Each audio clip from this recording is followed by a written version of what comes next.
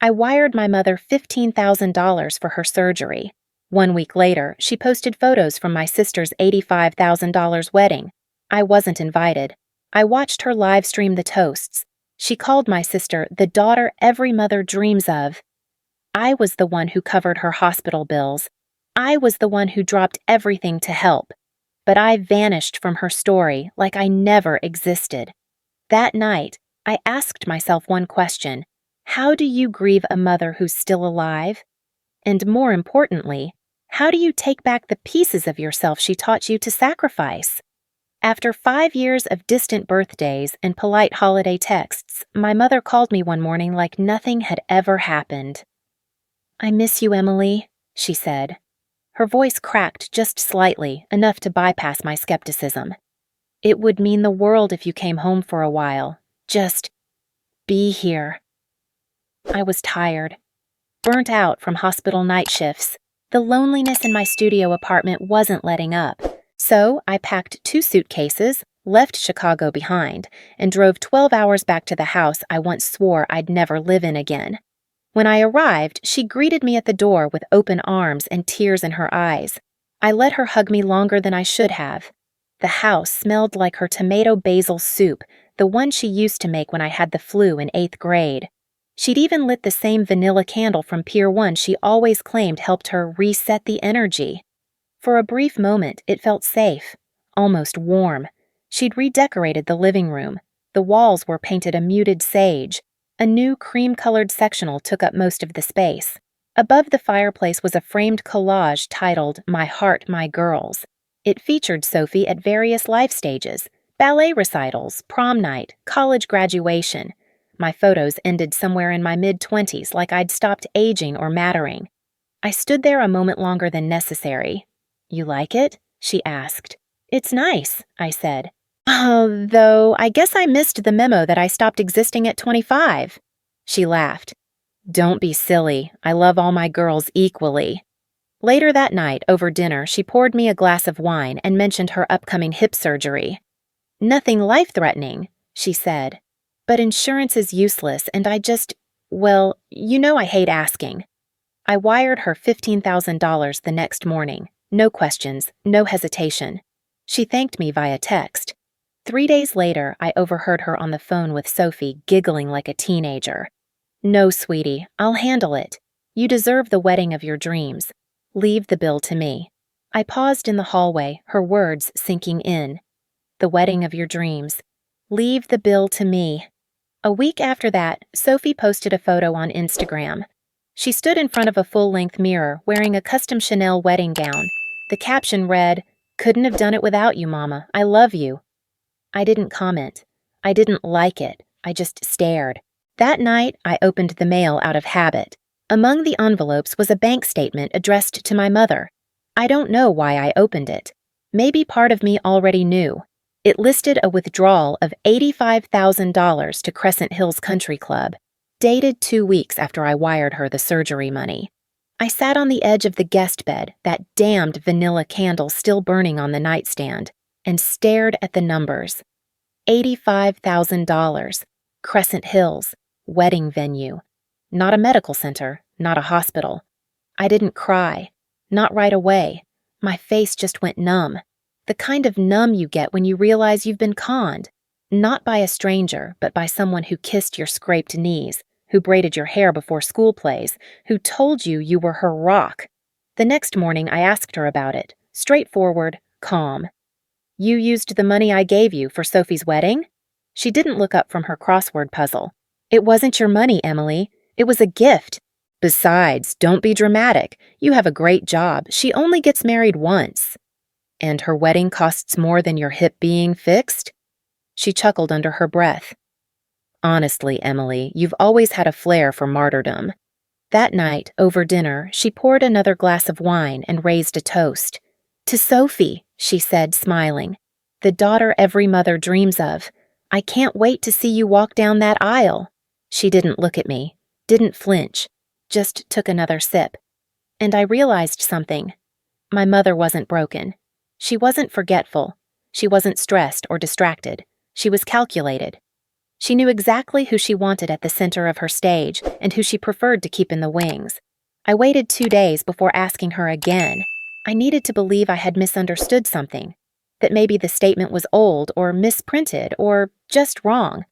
"Mom," I said, careful with my tone, "did you really pay for Sophie's entire wedding with the money I gave you?" She was watering her orchids on the windowsill, wearing that yellow cashmere cardigan she reserved for when she wanted to appear soft. She didn't turn. "Sweetheart, a wedding is once in a lifetime. Surgeries? We all need them eventually." I blinked. "So, yes?" She sighed, finally looking at me. "You've always had such a dramatic way of framing things. Sophie deserves this. You have a career. She's still figuring things out." I wanted to scream, but I didn't. I nodded like I understood, then left the kitchen before I could set something on fire. 2 days later, my Aunt Doreen called. Her voice was tense. "Emily, what's going on between you and your mother?" "What do you mean?" "She told us you accused her of stealing, that you're spreading lies to ruin Sophie's big moment." I stood in the guest room, staring at the wedding invitation on the nightstand. Doreen went on. "She said you've always been jealous, that this isn't the first time you tried to sabotage your sister." I hung up mid-sentence. The poison spread fast. Family members stopped replying to my messages. A few unfollowed me on social media. One cousin posted a vague quote about bitter sisters and people who can't stand seeing others happy. I was tagged in the comments. I tried to call Sophie. No answer. A day later, she texted me, "You really think she loves you?" Before I could respond, the message vanished, deleted. I stared at the screen, heart racing. Had she sent it by accident or on purpose? I walked downstairs, phone still in hand. My mother was at the dining table scrolling through floral arrangements on her iPad. "Did you tell people I accused you of stealing?" She didn't look up. "You did, didn't you?" I asked a question. That's not the same. I simply shared my experience. If people misunderstood you, that's not my fault. I clenched my fists. "You're twisting things." She smiled sweetly. "No, Emily, you're just finally seeing how others see you." That night, I couldn't sleep. I opened her laptop while she was out getting her hair done. I didn't expect to find much, but buried in a folder titled Legal Docs, I found a PDF labeled Beneficiaries, Estate Planning. It was signed, notarized, and clear. Sophie Harper, sole beneficiary. I wasn't even listed as a backup. The next day, she hosted a tea party for the bridal committee. I wasn't invited. I overheard them through the walls. "She's always been the difficult one," my mother said. "I'm just so grateful I still have one daughter who cares," she added with a forced chuckle. I went numb again. That night, I did something I never imagined. I made a TikTok account. No names, no faces, just a story. I gave my mother $15,000 for surgery. She used it for my sister's wedding, then told the family I was jealous. Let's talk about golden children and family scapegoats. It got 800 views the first hour, then 10,000 overnight. By day 3, it hit 2.3 million. The comments were a flood. "This is my mom too." "OMG, are we sisters?" "Please tell me you cut them off." People speculated in the comments. Some guessed it was fictional. Others said they knew exactly who it was. I posted again, this time, more carefully. "If you've ever felt erased by the people who were supposed to love you, you're not alone." That's when I got the message. It came from an account with 0 followers, no profile pic. Just a single DM. "I think we might be sisters. She left me when I was 3. My dad told me her name was Margaret. She called me Emily, too." My mouth went dry. I replied, "Do you have proof?" 10 minutes later, she sent a photo of a woman, my mother, 20 years younger, holding a baby on a beach I didn't recognize. The woman had a red ribbon in her hair, just like in the framed picture my mother kept in her bedroom. I'd always assumed it was her and Sophie. I stared at the photo for a long time. She had another daughter. She named her Emily. She left her behind, and now she was trying to erase me too. The wedding was everywhere. Local news stations praised my mother for sacrificing everything to give her daughter the dream day she deserved. The article used words like heroic, selfless, unwavering devotion. A full-page spread in the Sunday edition featured a photo of my mother kissing Sophie's forehead under a floral arch. The caption read, "A mother's love knows no bounds." I stared at it over my morning coffee, the mug shaking in my hand. My inbox was flooded with relatives forwarding the story like it was a royal announcement. Not a single person asked why I wasn't there. I tried to attend, despite everything. I drove to the venue in a navy blue dress I'd worn once to a charity gala. As I approached the entrance, a security guard stopped me. "I'm Emily Harper," I said, "bride's sister."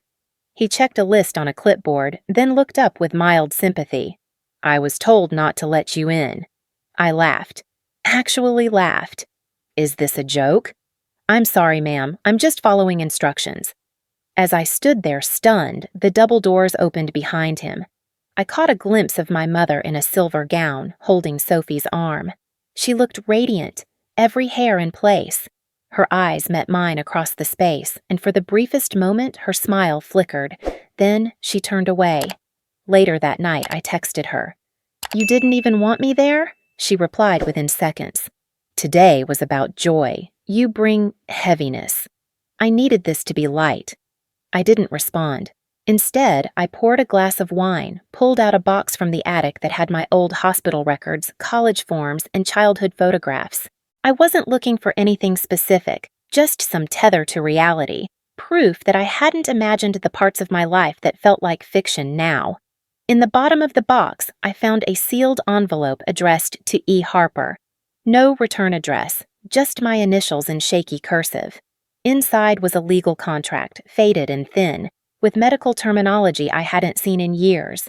It took me several read-throughs to grasp what I was holding. Gestational surrogacy agreement. The name listed as the intended parent, Margaret Harper.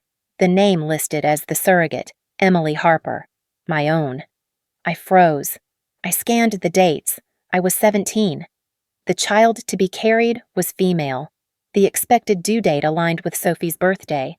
And under medical supervision, the box for independent, non-clinical arrangement was checked. There were no hospital stamps, no licensed surrogacy agency. It was an illegal arrangement. I carried Sophie. I didn't watch my mother give birth. I gave birth. And I'd been made to forget, or forced to. I dropped the papers and stumbled back, my stomach churning.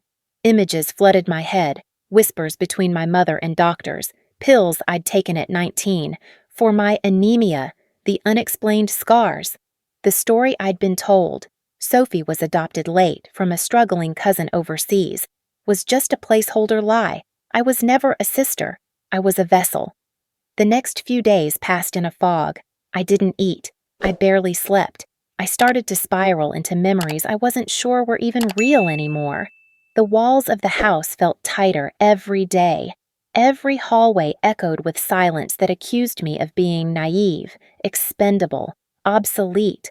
One night, I stared at the ceiling fan and wondered how long it would take, what note I'd leave, who would find me, and whether they'd believe it wasn't just another cry for attention. Then, an envelope arrived in my mailbox. No return address again. Just a floral stamp. Inside was a handwritten letter. "Dear Emily, I don't know who you are, but your story found me at the exact second I needed it. I'm a single mother to a daughter who thinks I hung the moon. I almost went back to my ex this week because I believed the lie that staying for the family was noble. But then I saw your video. Thank you for speaking. You don't know how many lives you're changing just by refusing to stay silent. M." I read it 5 times. I pressed it to my chest. For the first time in days, I cried not out of rage or grief, but release. That night, I scrolled through Facebook, half numb, half curious. And then I saw it, a live video, already 3 minutes in, from my mother's account. She was in her kitchen, clearly drunk, glass of red wine sloshing in her hand. Her hair was down, her lipstick smeared. She stared at the camera like she forgot it was on. "You know," she slurred, laughing bitterly. "I should have left her where she was, should have never brought her home. That night? God, that night! Should have just let it happen." Then the feed cut. I sat frozen. I didn't know what that night was, but I had a sinking feeling she'd just told the world more than she ever intended. I walked into therapy expecting to talk about betrayal. Instead, I talked about inheritance. Not of money or property, but of patterns. My therapist, Dr. Patel, listened quietly as I unraveled the mess. She didn't flinch when I told her about the wedding, about the surrogacy papers, about the drunk Facebook Live. She just asked, "When did you first learn your love had to be earned?" I couldn't answer. I think I always knew. For weeks, we peeled back the history. Margaret wasn't an anomaly. She was the next link in a chain of generational manipulation. Her own mother had done similar things. Her sisters were estranged. Her entire identity was built around performance, control, and carefully curated victimhood. Doctor. Patel suggested a DNA test, not because she doubted my claims, but because she knew I needed clarity. The results arrived in a manila envelope I almost didn't open. There it was, in black and white, probability of maternity, 0.00%. Margaret Harper was not my biological mother.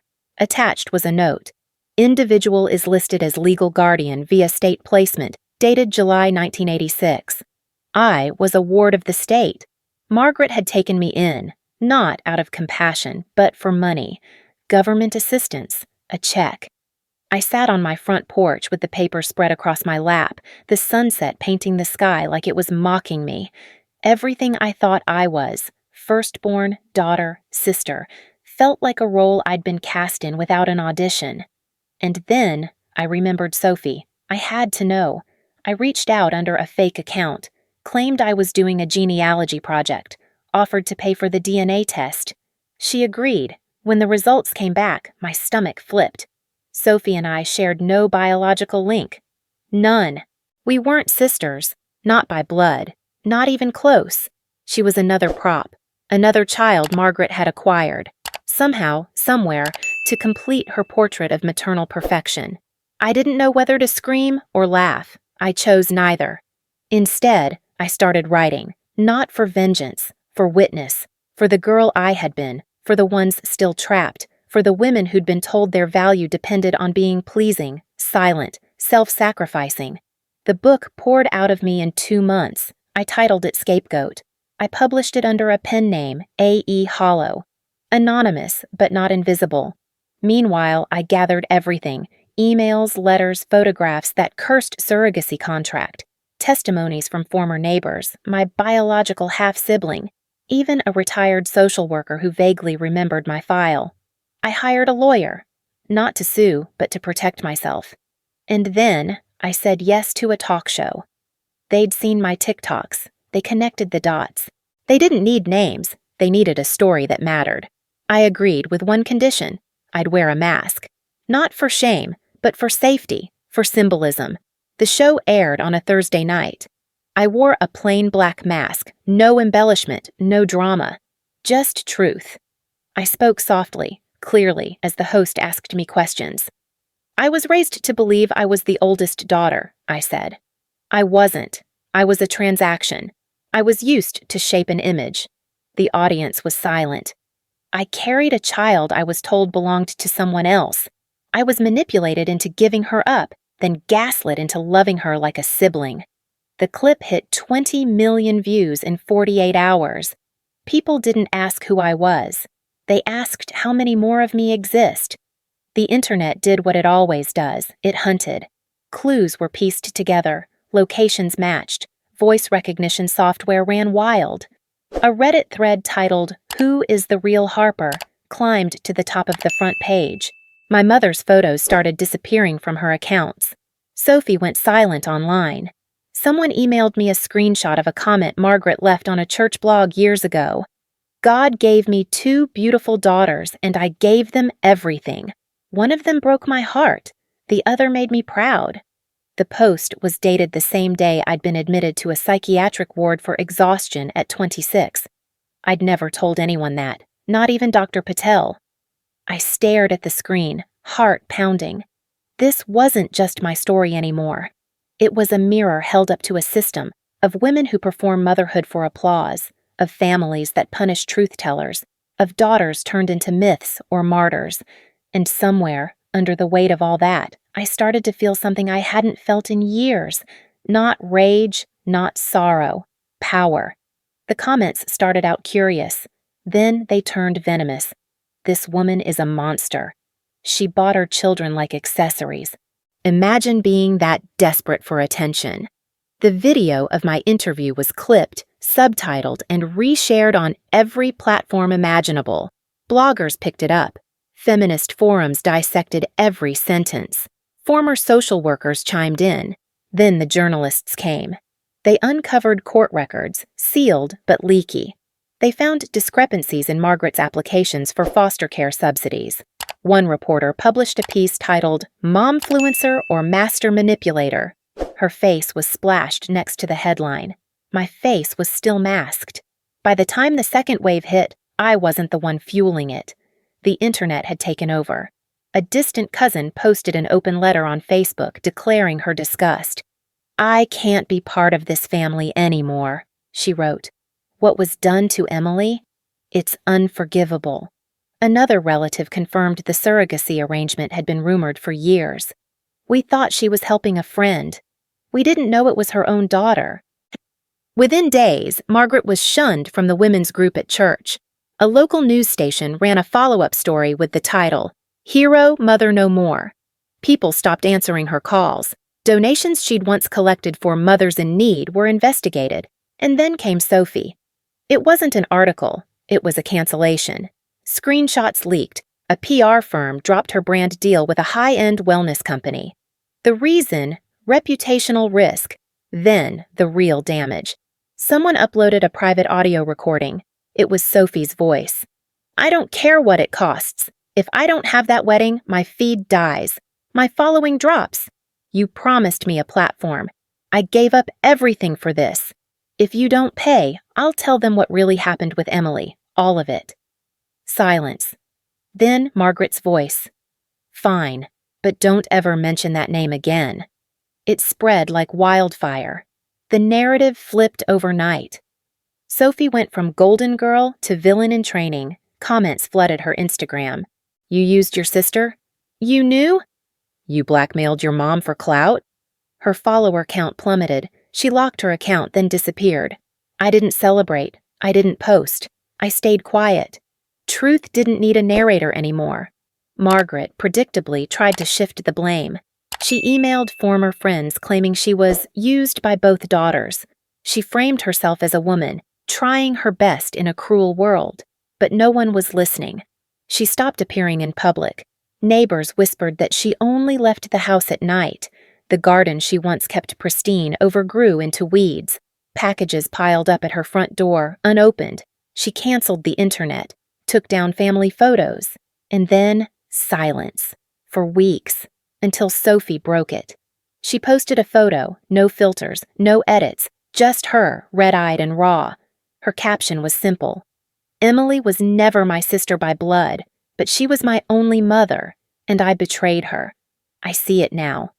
I'm sorry, not for the backlash, not for losing sponsors, for not protecting the only person who ever loved me without asking for applause."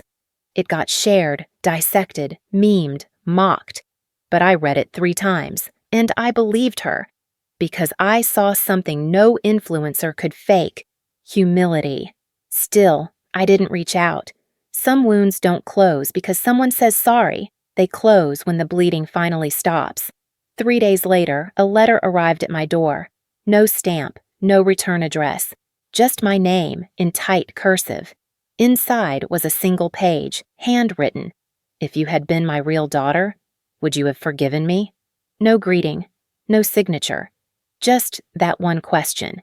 I read it once, then twice. I held it up to the light to see if there was more. There wasn't. She'd said everything and nothing. I could have tossed it, could have burned it, could have sent it back with a single word.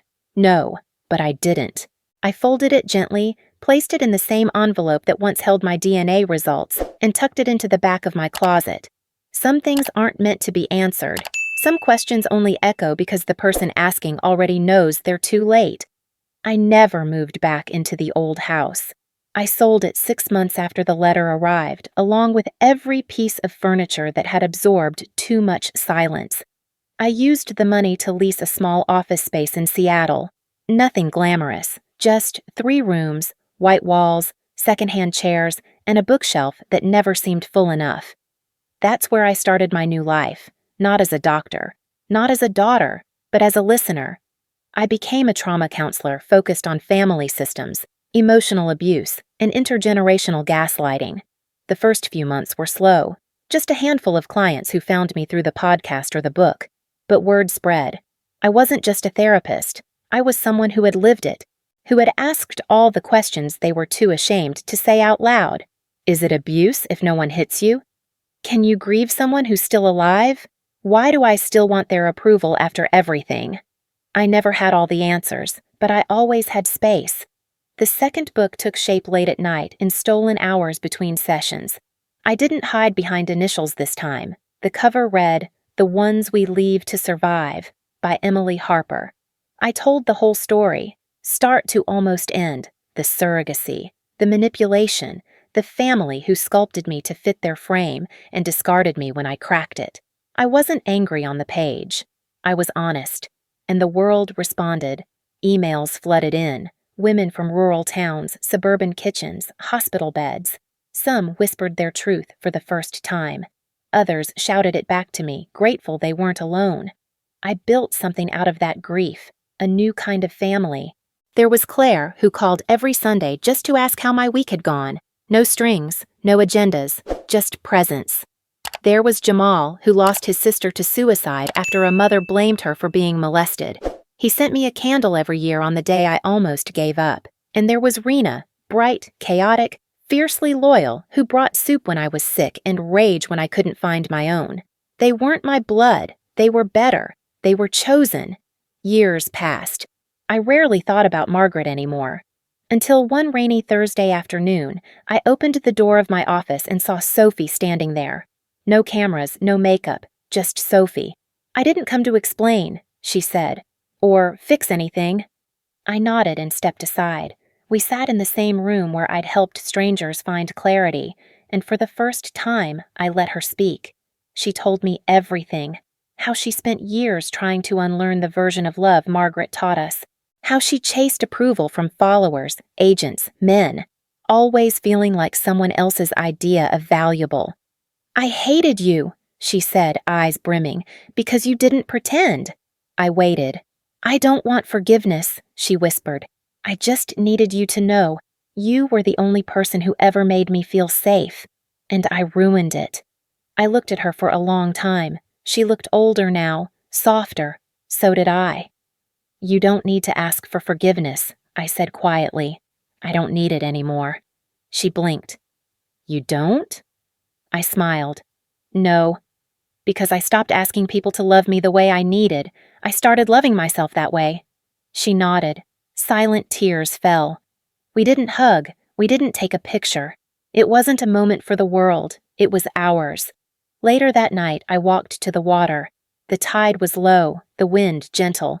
I stood barefoot in the sand, thinking about how long it took me to arrive at this kind of peace. Not the loud, victorious kind, but the kind where nothing inside you shakes anymore when someone doesn't see your worth. I wasn't healed completely, but I was free, not because I got justice, not because I made anyone pay, but because I chose to stop shrinking myself to be digestible. Because I stopped calling survival love, because I remembered who I was before they taught me to forget.